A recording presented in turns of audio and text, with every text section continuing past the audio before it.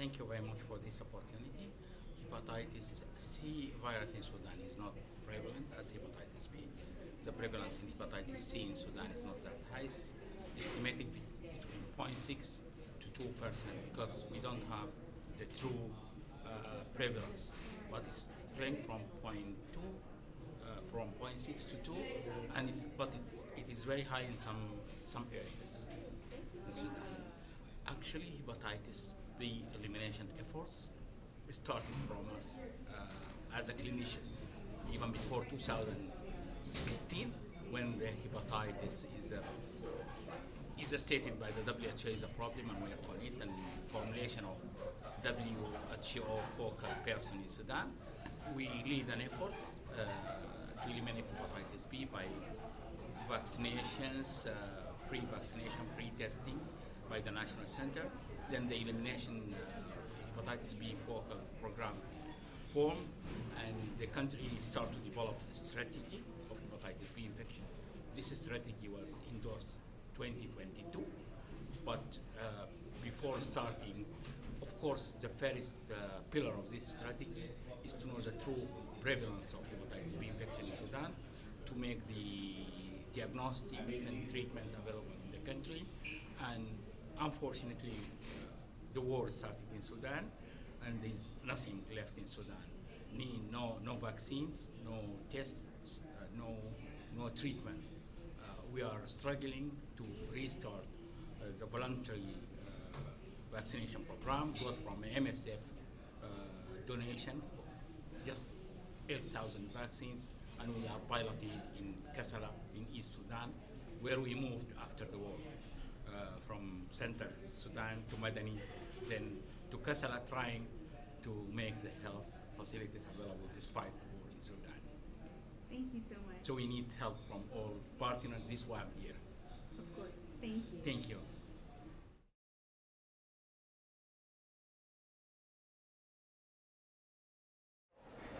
Thank you very much. I think I'm really excited the fact that we're now all talking about hepatitis.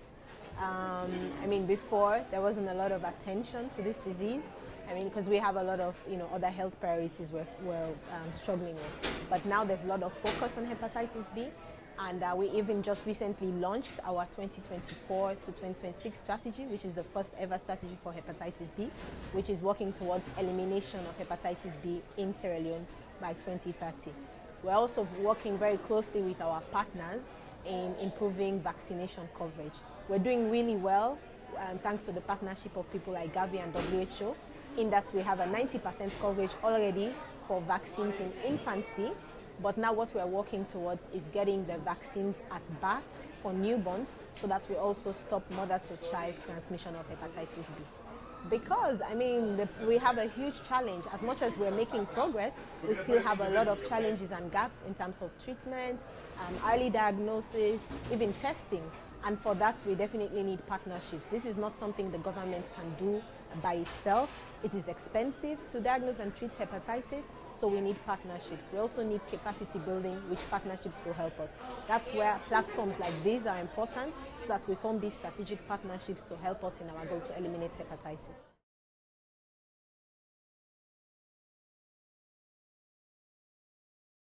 All right, thanks, Quincy, and then I appreciate the coalition for having me. I think I was really impressed today looking at the high-level representation from countries from the regions, especially from the region where I'm from, which is African region.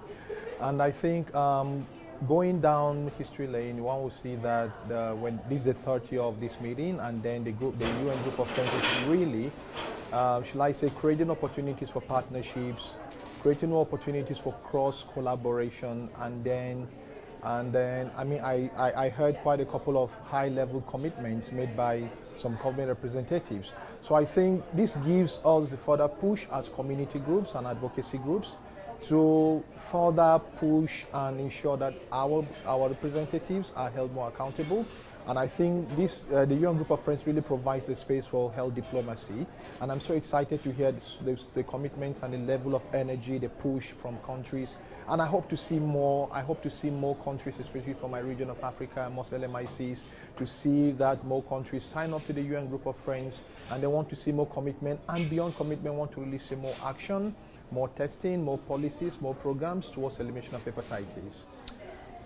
Well, first, as a person living with hepatitis and as the chair of African Hepatitis Action Group, I want to see more people diagnosed with hepatitis, want to see more people treated with hepatitis, want to see more efforts by governments, want to really see operationalization of policies to go into programs, want to see that commitments go beyond just statements on papers, want to see commitments rolling into setting up of budgets and then release allocation of resources towards hepatitis elimination.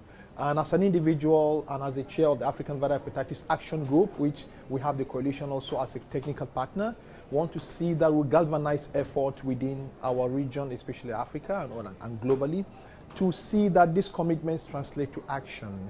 And I am motivated to still amplify the voice of the patient, amplify the voice of the communities, working with like the coalition and then the group of friends to ensure that these commitments translate into action. People like me who are living with hepatitis should be diagnosed. People like me who are living with hepatitis should be treated, so that together we could achieve the elimination goal of viral hepatitis by 2030.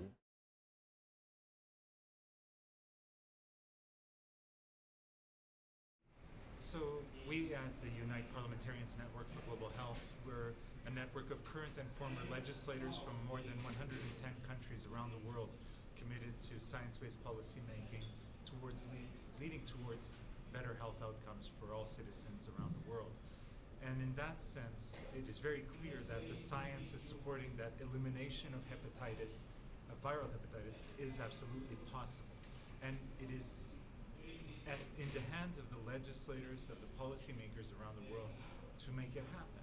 This is not the case in every sector of healthcare, where we actually have the pharmaceutical technologies, we have the diagnostic technologies to get the job done. And so parliamentarians, who are the ones that put resources where they're needed, they are the ones that adjust legislation and policies, they are the ones that represent the people and keep governments accountable, have a unique opportunity to stand up for a cause, which is to eliminate hepatitis C, which in other words means they will be saving lives and ensuring that people will be able to see their children and their grandchildren growing up in a way that 10 or 15 or 20 years ago was not possible. Policymakers, when deciding to run for office, do so typically because they want to contribute to the greater good. And there are very few situations in which they can do so by advocating for the end of viral hepatitis. To be able to save lives through policy is quite a remarkable thing that is at the grasp of the work of all of the parliamentarians, of members of parliaments, congresses, and senates from around the world. And so we at Unite have been advocating for many years now, precisely to make sure that the resources and the policies are aligned to make sure that we can end hepatitis C. And we should do so by 2030 to make sure that future generations do not have to live with the burden of these viruses in the generations to come.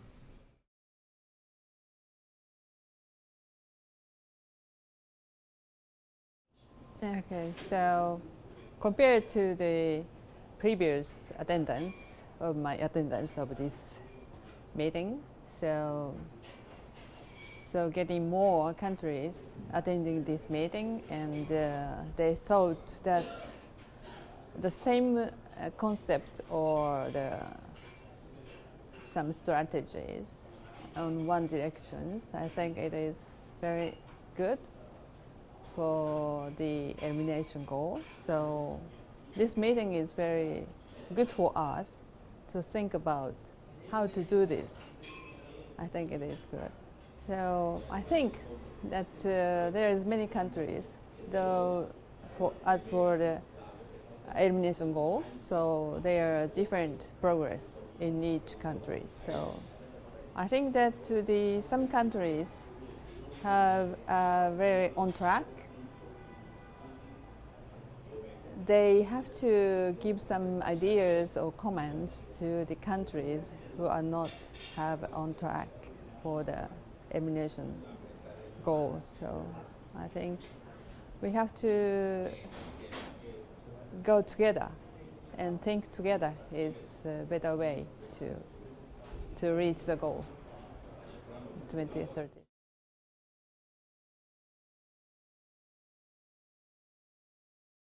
International partnership is quite important, especially sharing the lessons and some of the innovative things that's happening in each country.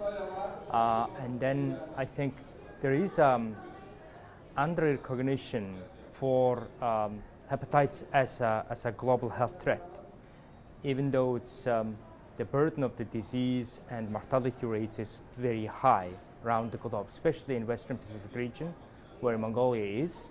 So it's having this kind of partnership meetings and getting people together is actually critically important, and we would like to thank the coalition for organizing today's meeting.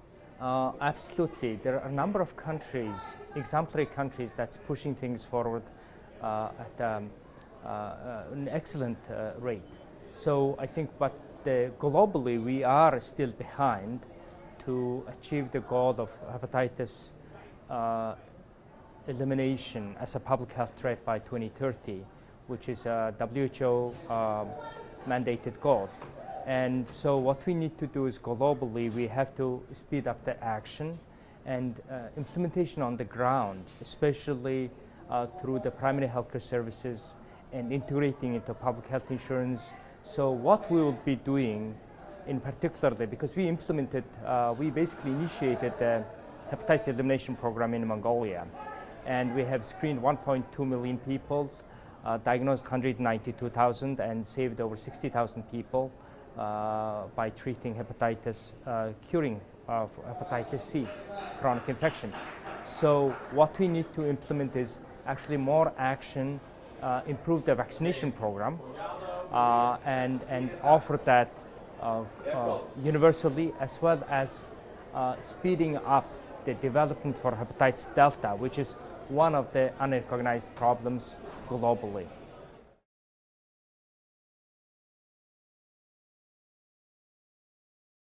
Thank you so much for that really great question and for the opportunity to be here with you today. I think the Hepatitis B Foundation has really prioritized making sure that people with lived experience are included within hepatitis B research. And I think ways to continue to enhance that and expand upon that are really making sure that partnerships and collaboration is prioritized. And we can certainly do that by enhancing connections and advocacy efforts to make sure that these priorities towards elimination are prioritized. I think there's a lot of work to be done, as we all have learned and discussed today. There are strategies towards thinking about how we can enhance hepatitis B birth dose, for example, and there can certainly be ways in which these partnerships can work to enhance access to commodities, pooled procurement, for example, things like that that are essential to really work towards elimination goals. So I think that it's essential that we think about collaboration, international partnerships, and how they all play a role from each other, because I think we can learn a lot from one another through these partnerships. I'm actually living with hepatitis B myself, and it's been a journey for me, also becoming more public and vocal about my own condition. And I've seen that a lot of us living with hepatitis B have been living in the shadows and really not talking about having the condition. And because of that, there's been very little awareness about hepatitis B, that amongst like other reasons why it hasn't been prioritized.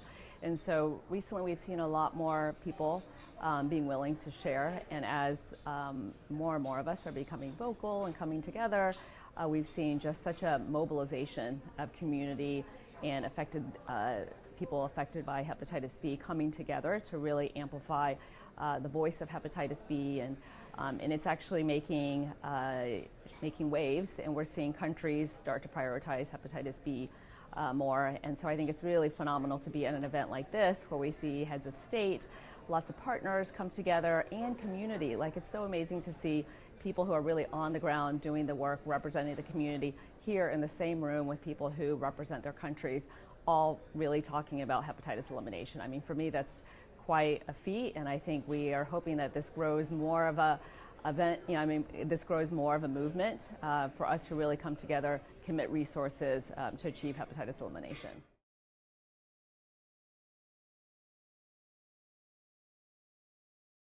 So the World Hepatitis Alliance, we're a network of community-based organizations in 100 countries, all working towards hepatitis elimination. And the great thing about civil society is it can bring together different stakeholders, including like the government and healthcare providers. We really provide that bridge because we're the beating heart of the hepatitis elimination movement. And through cooperation with healthcare providers, with governments, with civil society, we can really make progress toward our 2030 goals. I attended the Group of Friends meeting today because the Group of Friends is such an important structure and group in order to bring the really necessary attention to global hepatitis elimination to the UN. I mean, we can see how far we are behind. Hepatitis is now the second most deadly infectious disease in the world, so we need more attention, more impact. And a Group of Friends has the reach and the political influence in order to do that. So it's absolutely essential that we are here at meetings like this today.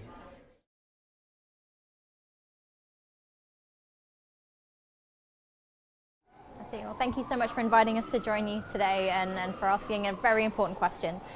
So the state of funding for viral hepatitis today is that it is very underinvested compared to other diseases such as HIV, tuberculosis, malaria. We see comparatively little investment globally for viral hepatitis. You know, if we're looking compared to HIV, viral hepatitis currently receives 1/10 of the funding that is received for HIV, despite there being an increased death rate and a very high burden. We know that by 2040, if we don't do anything, viral hepatitis is going to kill more people than HIV, TB, and malaria combined. So it's really important that we do something. And days like today, bringing folks together to share their experiences and to advocate for collective action on viral hepatitis is really key to addressing that. It's by doing this that we can increase the funds that are available by making folks more aware of the need and the opportunities that we have to eliminate viral hepatitis.